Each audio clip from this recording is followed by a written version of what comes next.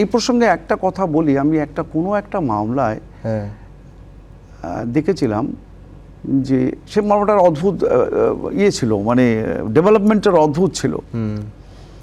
একজন অ্যাডভোকেট, তার নাম করছি না, সে বেশ প্রথিতযশা অ্যাডভোকেট, সে একটি ঘটনা নিয়ে বলল যে একজন লোক একটি পার্টিকুলার স্কুলে চাকরি করছে, সে কোনোদিন কোনো সিলেকশন প্রসেসে পার্টিসিপেটই করেনি। আচ্ছা, কিন্তু সে চাকরি করছে।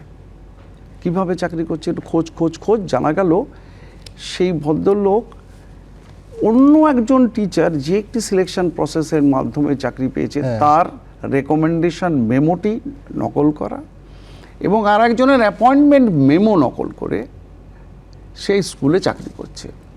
মাই গড! আমি একটা সিআইডির আন্ডারে একটা সিট তৈরি করি, তারা তাকে একদম ডিটেক্ট করলো এবং সেই স্কুলে আরও 2-3 জন টিচার ওই রকমভাবে পাওয়া গেল যারা 5-7 বছর পরে চাকরি করে যাচ্ছে। আমি খুব আশ্চর্য হয়েছিলাম যে এটা কি করে সম্ভব। এটা যেটা বলছেন, এটা কি মুর্শিদাবাদের গোথা এআর হাই স্কুল?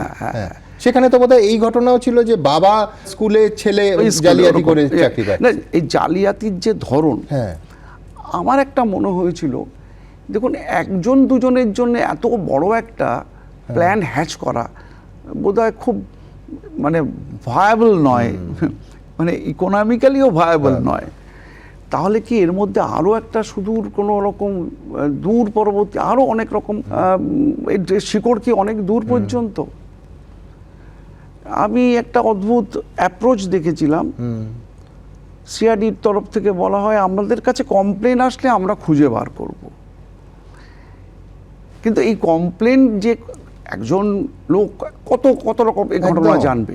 আমার মনে আছে আপনি এজলাসে বসে বলেছিলেন যে এই দুর্নীতিটা একজন দুজনের জন্য হতে পারে না, একজন দুজনের জন্য হতে পারে না। এরকম করতে গিয়ে আরো 2-1টা ডিস্ট্রিক্টে এরকম বিচ্ছিন্নভাবে 2-4 জনকে পাওয়া গেল। তারপরে সে ইনভেস্টিগেশন খুব বেশি দূর এগোলো বলে আমার জানা নেই। এই ধরনের মামলা ডিল করতে গিয়ে আমি একটি ডিরেকশন দিয়েছিলাম যে কমিশনার অফ স্কুল এডুকেশন, বোর্ডের প্রেসিডেন্ট এবং স্কুল সার্ভিস কমিশনের প্রেসিডেন্ট 3 জনের মিলে একটি কমিটি তৈরি করে দিই।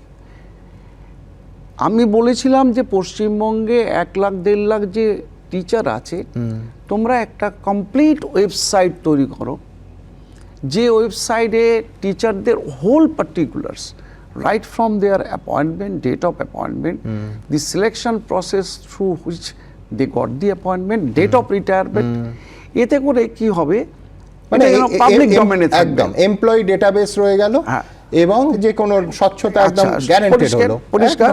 এবং এ থেকে অনেকগুলো জিনিস বেরিয়ে আসবে, কোন স্কুলে কোন সময় টিচার স্ট্রেংথ কিরকম, কিভাবে টিচার রিটায়ার করার পরে ভ্যাকেন্সি কিরকম তৈরি করা হচ্ছে, রেশিও এই মুহূর্তে কত, সব কিছু পাওয়া যাবে। এবং এ করে ভ্যাকেন্সির যে নিয়ে বিভিন্ন মামলা পেয়েছি, ভ্যাকেন্সি কোন সময় বিচার হবে এই নিয়ে ব্যাপক মামলা। সিলেকশন প্রসেসের আগে প্রত্যেকের কাছে খুব পরিষ্কার একটা চিত্র থাকবে যে এটা হচ্ছে টোটাল ভ্যাকেন্সি অ্যাভেলেবল নাও, যার জন্যে এটা করা যাবে।